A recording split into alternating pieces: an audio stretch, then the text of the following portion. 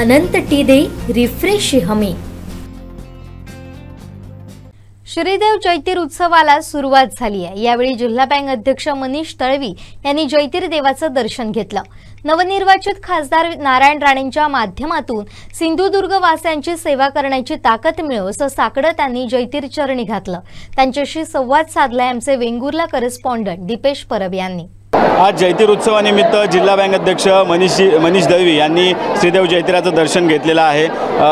श्रीदेव जयतीराचं दर्शन घेतलं आहे दरवर्षीप्रमाणे यावर्षी सुद्धा आपण दर्शन घेतलेलं आहे। तर काय साकडं घातलं जयतीर चरणी, काय सांगाल? श्रीदेव जयतीराच्या आजच्या उत्सवाला आम्ही सगळेजण विनम्रपणे सहभागी झालो।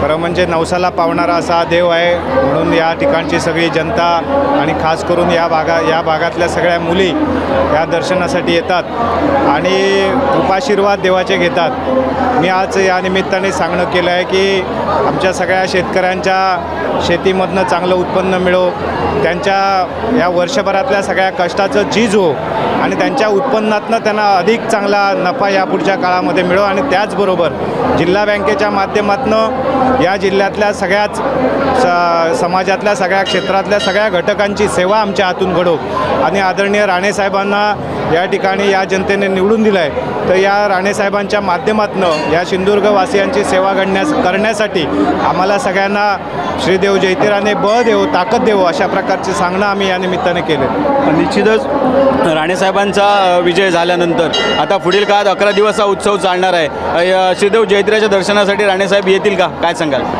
निश्चितपणे राणेसाहेबांच्या पुढच्या दौऱ्यामध्ये ते या मंदिरामध्ये येतील, कारण श्रीदेव जयतीराच्या कृपाशीर्वादाने निवडणुकीच्या माध्यमातून आम्ही या ठिकाणी त्यांच्या प्रचाराची सुरुवात केलेली होती आणि त्यामुळे निश्चितपणे राणेसाहेब किंवा राणेसाहेबांच्या कुटुंबीय हे निश्चितपणे देवाच्या दर्शनासाठी पुढच्या 10 दिवसामध्ये येतील।